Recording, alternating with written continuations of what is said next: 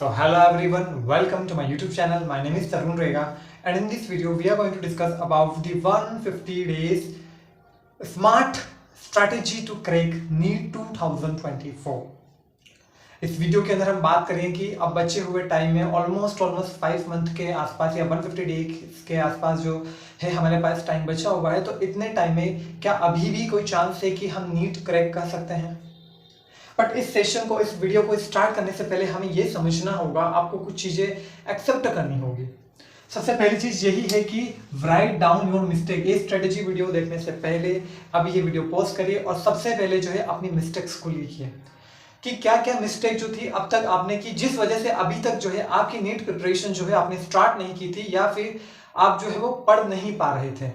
तो सबसे पहला काम जो अभी आपको करना है वो यही है कि सबसे पहले अपनी मिस्टेक को लिखिए, तो आपको पता चलेगा कि आपने क्या गलतियां की है और उस अकॉर्डिंग आपकी मिस्टेक्स से उसका सॉल्यूशन फाइंड आउट करें और उस अकॉर्डिंग ये स्ट्रेटेजी वीडियो देख के अपनी एक प्रॉपर स्ट्रेटेजी बनाइए।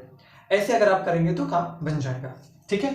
फिर नेक्स्ट है minimize the use of social media. इस वीडियो को देखने के बाद या फिर ये स्ट्रेटेजी को देखने के बाद आप खुद की स्ट्रेटेजी बना के एक आइडिया यहाँ से लेकर के आप अपनी खुद की स्ट्रेटेजी प्लान करिए और उसके बाद सोशल मीडिया का यूज जो है बिल्कुल मिनिमाइज कर दीजिए।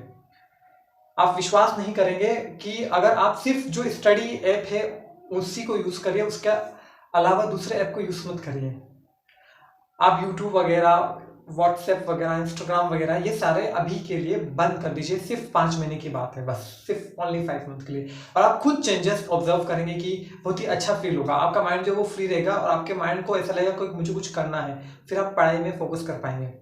क्योंकि अब आप क्या है, अब आपने धक्के खा लिए, इधर उधर धक्के खा लिए, अब आप क्या है कि पूरी तरीके से प्रिपेयर्ड हो गए। अब आपका माइंड और आप सिर्फ पढ़ना ही चाहते हैं क्योंकि उस टाइम भी कम बचा हुआ है और इधर उधर अब कुछ भी नहीं बचा है।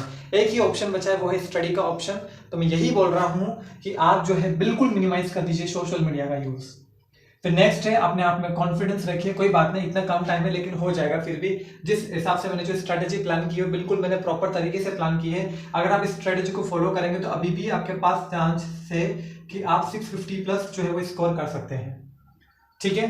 फिर नेक्स्ट चिल रहो, कोई बात नहीं, अब जो हो गया सो हो गया, टेंशन मत लो। सबसे पहले अपने अपने मन को पूरा शांति से बैठिए, आराम से सोचिए, बिल्कुल चिल होकर स्टडी हमें करनी। क्योंकि आप हड़बड़ाएंगे, ये देखेंगे वो पढ़ लूँ, ये पढ़ लूँ, ये कर लूँ, वो कर लूँ, तो आप किधर के भी नहीं रहेंगे, आप कुछ भी नहीं कर पाएंगे। तो चिल रहिए, शांति रखिए, हो जाएगा। आराम से इस वीडियो को देखिए, अपनी स्ट्रेटेजी प्लान कीजिए और स्टार्ट कर दीजिए। शांति रखिए, कोई बात नहीं, जो हो गया सो हो गया, बैकलॉग है कोई बात नहीं। बिल्कुल मैं प्रॉपर तरीके से जीरो से लेकर के कैसे आप 650 तक की जर्नी को तय कर सकते हैं अभी भी बचे हुए टाइम में, ये इस वीडियो के अंदर हम डिस्कस करने वाले हैं कि 0 से 650 तक आप कैसे जा सकते हैं। क्लियर है? चलिए तो स्टार्ट करते हैं। सबसे पहले हम बात करते हैं हमारे सब्जेक्ट कौन कौन से है। तो हमारे पास है फिजिक्स है, 11th की फिजिक्स है, 12th की फिजिक्स है, हमारे पास फिजिकल केमिस्ट्री है, organic chemistry, inorganic chemistry, botany, zoology और ऑप्टिक्स और मॉडर्न फिजिक्स। तो आपको क्या करना है समझे आराम से, मैं पूरा आपको पूरे दिन में आपको क्या करना है मैं आराम से समझाता हूँ आपको। आप सबसे पहले मॉर्निंग में उठिए, ठीक है।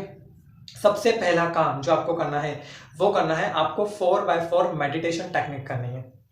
क्लियर है? फिर नहा धोइए, अपना फ्रेश वगैरह होइए, बट आपको 4x4 मेडिटेशन टेक्निक जो है वो बिल्कुल करनी है और अच्छे तरीके से करनी है। फिर आप 8:30 से 11 बजे तक जो है आपको 2.5 घंटे देना है।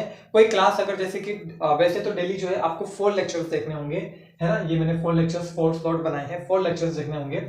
और मॉर्निंग में जो है क्लास, उसका टाइम मैंने ज्यादा रखा है कि क्योंकि कोई क्लास बड़ी हो सकती है, तो उस अकॉर्डिंग आप एडजस्ट कर सकते हैं।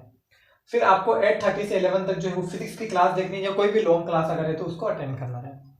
फिर आपको 11:15 से 1:15 तक जो है वो ऑर्गेनिक केमिस्ट्री की क्लास, ऑर्गेनिक केमिस्ट्री यकीन 2.0 में स्टार्ट हो चुकी है, इसकी मैं बात भी करने वाला हूँ, तो वहां से आप जो है स्टार्ट कर सकते हैं, अभी भी टाइम है आपके पास।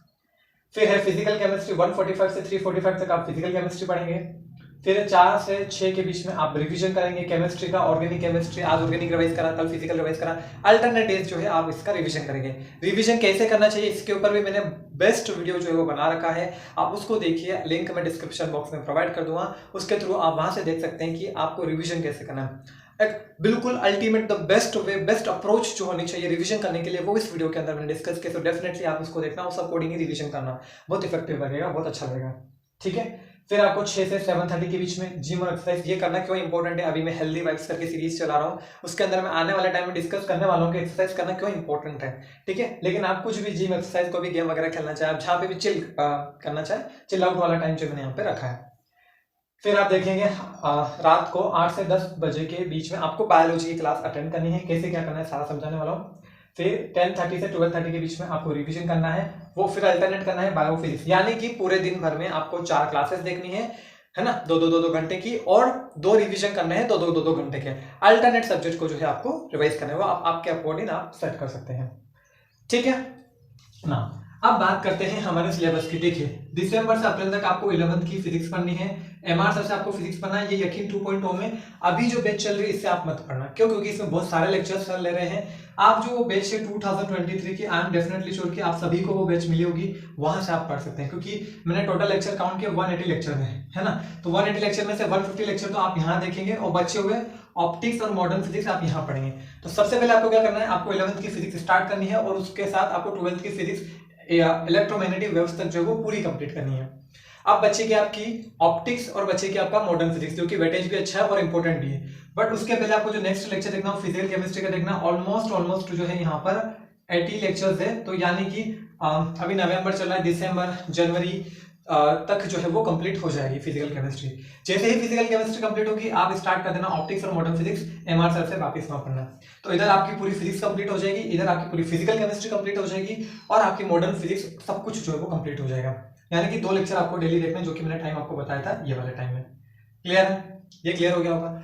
अब नेक्स्ट है ऑर्गेनिक केमिस्ट्री, जो कि अभी यकीन 2.0 में, इस ईयर की यकीन 2.0 में जो है ऑर्गेनिक केमिस्ट्री स्टार्ट हो गई है, तो आप वहां से पढ़ सकते हैं। नवंबर, दिसंबर, जनवरी, फरवरी तक ऑलमोस्ट वो कंप्लीट करवा देंगे। उसके बाद आप स्टार्ट कर देना इनऑर्गेनिक केमिस्ट्री।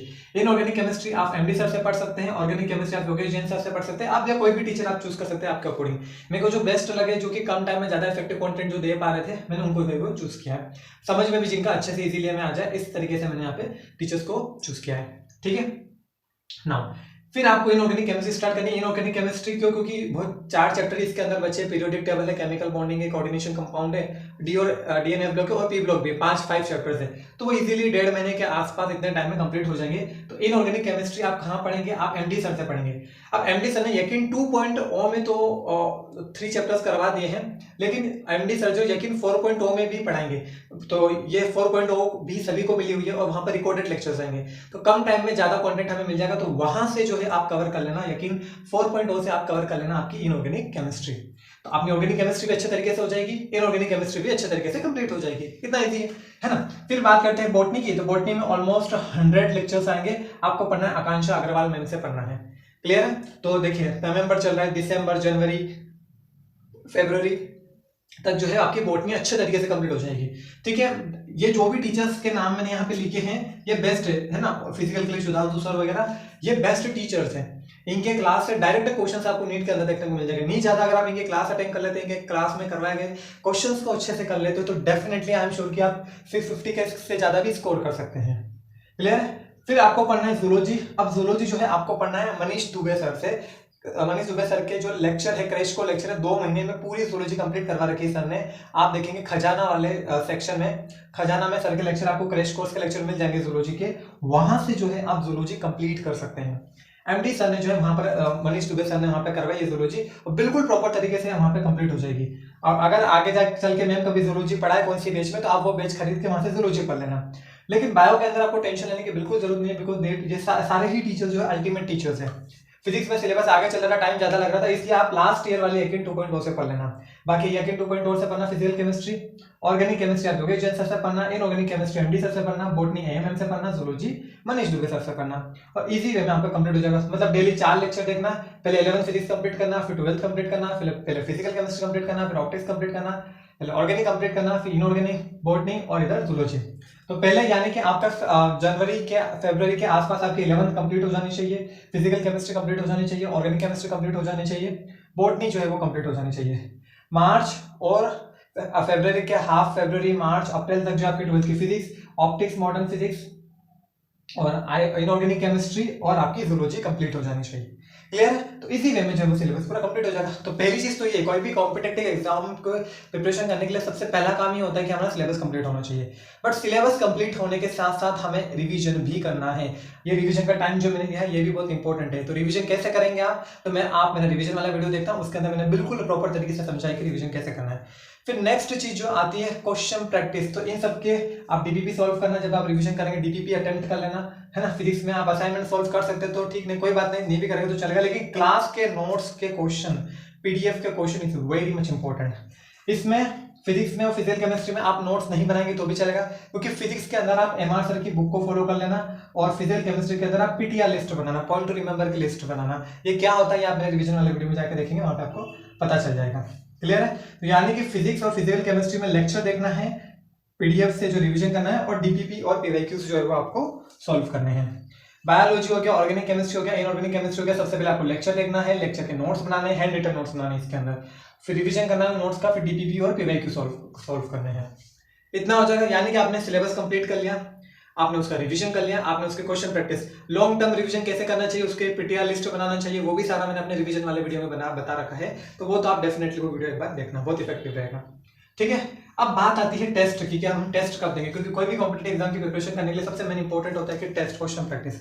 तो एक बार जब ये सब्जेक्ट आपके कंप्लीट हो जाएंगे, जो फर्स्ट सब्जेक्ट यानी कि 11th physics, physical chemistry, organic chemistry, botany, ये कंप्लीट हो जाएंगे, और जब आप ये सेकंड सब्जेक्ट स्टार्ट करेंगे उस टाइम से जो है आप हम जो है वो टेस्ट देना जो है वो स्टार्ट कर देना।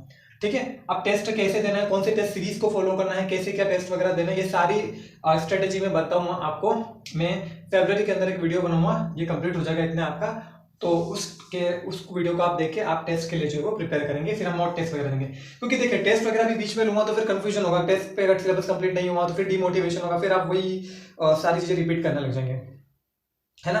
तो इससे पहले आप सिलेबस कंप्लीट करें, क्योंकि मेन इंपॉर्टेंट पहले यही है कि सिलेबस कंप्लीट होना चाहिए।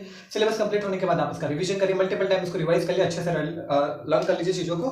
ठीक है, बायोलॉजी के अंदर एनसीईआरटी संडे को बैठिए, जैसे जैसे चैप्टर के साथ आप रिवाइज कर रहे हैं वैसे वैसे उसके एनसीईआरटी रीडिंग भी करते चलिए, तो आपकी एनसीईआरटी रीडिंग भी हो जाएगी। कुछ ज्यादा करना है कि बायो में, आप कोई खुद ही बताइए, बायो का पेपर पूरा एनसीईआरटी में से आएगा, ये टीचर्स अपने लेक्चर में एनसीईआरटी ही पढ़ाते हैं, तो लेक्चर अटेंड कर लेंगे तो बहुत मतलब 50 से 60% जो काम आपका लेक्चर अटेंड करने में ही हो जाएगा। बाकी 40% 20% आपको रिवीजन करना रहेगा, और 20% आपको प्रैक्टिस जो कि डीपीपी वगैरह से आप कर सकते हैं।